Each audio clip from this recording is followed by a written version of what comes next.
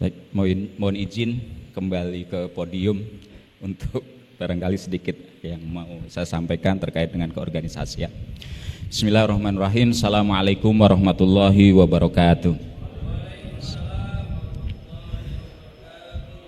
Innal hamdalillah nahmaduhu wa nasta'inuhu wa nastaghfiruh wa na'udzubillahi min syururi anfusina sayyiati a'malina may yahdihillahu fala mudhillalah may yudlil fala hadiyalah. Asyhadu an la ilaha illallah wahdahu la syarikalah wa asyhadu anna Muhammadan abduhu wa rasuluhu la nabiyya ba'dah. Allahumma shalli wa sallim barik ala sayyidina Muhammadin wa ala alihi wa sahbihi ajma'in ma ba'du.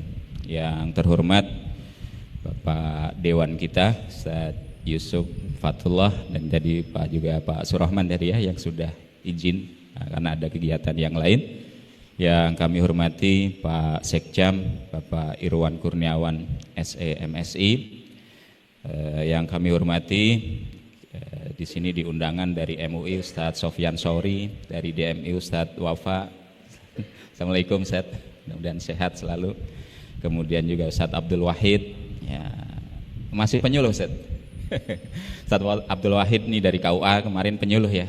Kemarin baru dapat SK P3K, nggak tahu masih penyuluh atau bukan. Ya, kemudian Ustadz Mulyadi, Presiden FKSM, ya, kemudian Pak Suko Mulyono, Ketua Paguyuban RW di Megargensi, ada Ustadz Alom Hadromi tadi, dan yang lain yang mohon maaf saya tidak bisa sebut satu persatu tanpa mengurangi rasa hormat. Alhamdulillah saya sangat bersyukur hari ini bisa hadir di sini, walaupun sebenarnya kalau Serang Baru enggak begitu asing banget sih, karena dulu tahun 2010 saya pernah dinas di KUA sini, di KUA Serang Baru. Kebetulan saya PNS di Kementerian Agama sebagai penyuluh agama Islam, ya, bukan penghulu sih, karena biasanya kalau dengar KUA yang keingetan penghulunya ya, pernikahannya. Tapi saya di KUA sebagai penyuluh agama Islam. Jadi tahun 2010 sampai 2012 2 tahun saya pernah di sini. Dulu waktu zaman camatnya Pak Ma'ruf ya, waktu ada Serang Baru tuan rumah MTQ waktu itu waktu itu saya tugas pertama di sini. Lalu sekarang saya tugas di KUA Setu. Dari Serang Baru pernah mutasi ke Cikarang Barat, ke Cibitung, sekarang di KUA Setu. Jadi sekali lagi kalau Serang Baru sepertinya nggak begitu asing banget sih gitu ya. Cuman kalau dulu gedung ini belum ada waktu saya di sini. Ini kayaknya baru ya, belum ada. Dulu juga belum dipagar kayaknya. Ya. Jadi udah luar biasa perkembangan di Serang Baru, dan tentu dengan perkembangan yang ada permasalahannya mungkin juga semakin kompleks sehingga membutuhkan sinergi dari berbagai pihak untuk kemudian sama-sama membangun wilayah kita. Dan insya Allah IKADI hadir juga pingin ya turut berperan serta dalam kebaikan tersebut. Bapak-bapak sekalian, jadi IKADI ini kalau secara status dia adalah ormas, organisasi masyarakat ya, sebagaimana tadi disinggung oleh Pak Dewan, kebebasan berserikat dan seterusnya. Jadi IKADI ini adalah Ikatan Dai Indonesia ya.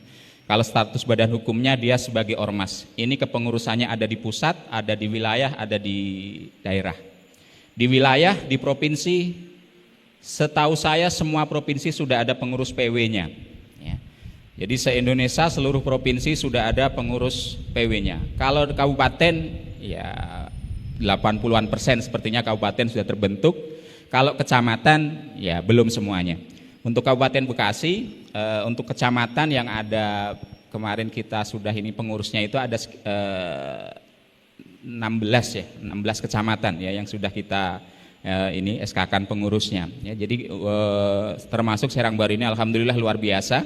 Hari ini kita hadir dalam kegiatan pengukuhannya dan saya sangat bahagia gitu ya, acaranya bisa dihadiri oleh berbagai elemen, dari Pak Sekjamnya, dari Pak Dewannya, dari ustadz-ustadznya sekalian semuanya. Mudah-mudahan ini menjadi langkah awal ke depan yang baik untuk sama-sama kita memberikan kontribusi terbaik buat wilayah kita.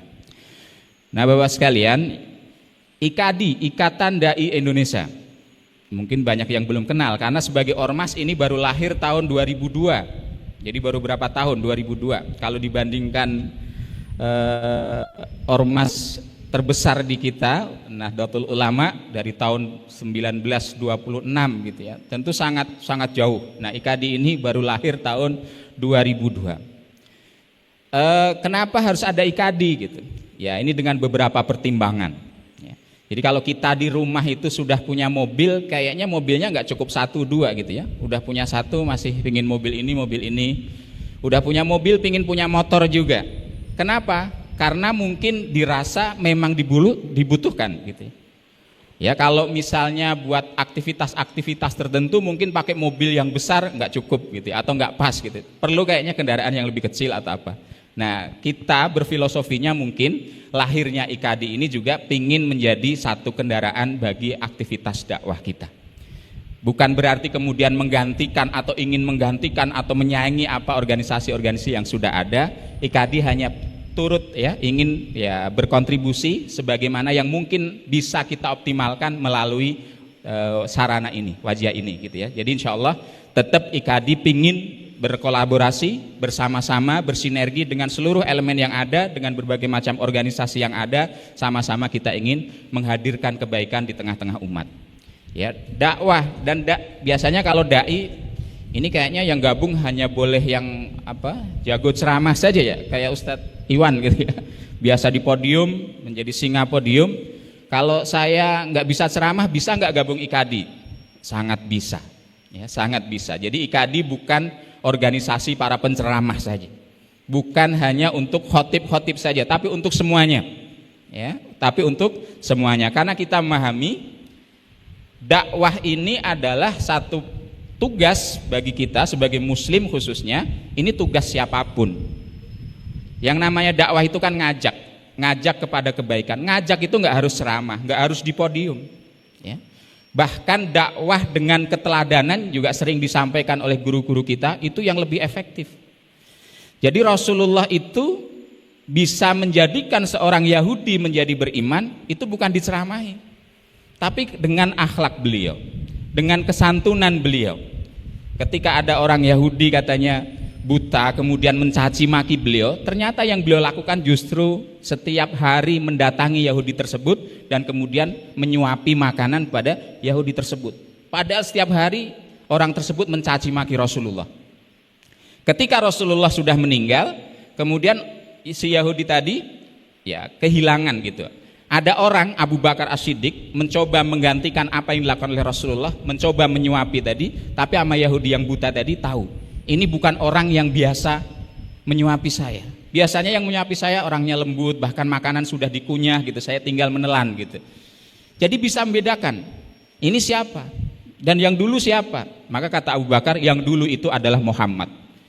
Kaget si Yahudi tadi, orang yang selama ini dia caci, dia maki, ternyata adalah orang yang selama ini menyuapi dirinya setiap hari. Sehingga dengan itu si Yahudi ini kemudian masuk Islam. Ini dakwah. Ya, dengan keteladanan, dengan akhlak yang baik, sehingga orang kemudian cinta dekat dengan Islam, menerima Islam, kemudian mau ya beriman pada Allah Subhanahu wa taala. Ini ini dakwah. Jadi tidak harus dengan ceramah, ya. Dengan akhlak kita di masyarakat, kebaikan kita di lingkungan, orang kemudian respect dengan kita, kemudian menjadikan kita rujukan, kemudian menjadikan kita istilahnya dimintai saran dan lain sebagainya. Ini juga dakwah. Sehingga dakwah dalam konteks ini sekali lagi yang kita pahami itu adalah aktivitas yang sangat luas dan siapapun wajib untuk dakwah. Sampaikan walau satu ayat katanya. Jadi nggak harus ceramah. Jadi siapapun silahkan bisa bergabung dengan IKADI. Bapak sekalian, hadirin yang dirahmati oleh Allah Subhanahu wa taala, dan sekali lagi IKADI ini bagian daripada ormas yang ada di bangsa kita, di negara kita. Jadi IKADI tetap tunduk kepada norma-norma dan aturan yang ada di negara kita. Ya, maka IKADI juga dalam visinya juga ingin sejalan, sekali lagi memberikan kontribusi sama-sama untuk membangun bangsa kita ini. Sehingga saya pesankan pada pengurus yang baru saja dilantik tadi, ada beberapa hal yang mungkin juga harus menjadi pegangan gitu ya dalam konteks dakwah kita di wilayah kita, di bagian daripada negara kita ini. Yang pertama, tetap memegang komitmen kebangsaan. Ini yang harus menjadi perhatian seluruh pengurus IKADI dan juga anggota IKADI, bahwa dakwah kita ya sekali lagi harus sejalan dengan misi keberadaan bangsa ini dibentuk. Ya, kita tetap memegang komitmen kebangsaan itu. Kalau sering disampaikan dari mungkin dewan kita atau ini ya, pimpinan-pimpinan kita, ada 4 hal pilar kebangsaan, itu sudah harus selesai dan juga sudah dipegang oleh teman-teman di IKHD. Ada Bhinneka Tunggal Ika, bahwa kita ini sebagai bangsa, kita ini hidup bersama-sama di tempat yang sama dengan latar belakang yang berbeda, yang beragam, sukunya beragam, agamanya beragam, latar belakangnya beda-beda, dan itu hanya di Indonesia. Dan kemudian kita ingin sepakat hidup bersama, maka ini harus menjadi kesadaran. Jadi bangsa kita ini beragam, pengurus IKHD juga harus memahami itu, ya. Kemudian kita sepakat untuk kemudian hidup bersama-sama dalam wilayah ini, dan sepakat kemudian kita bangun sebuah wadah namanya Negara Kesatuan Republik Indonesia. Jadi NKRI ini harus juga sudah final dan tidak lagi di otak-atik begitu ya. Dan ini adalah kita sadari sebagai hasil rumusan dari para ulama-ulama kita juga dulu yang memperjuangkan bangsa ini, ya, sehingga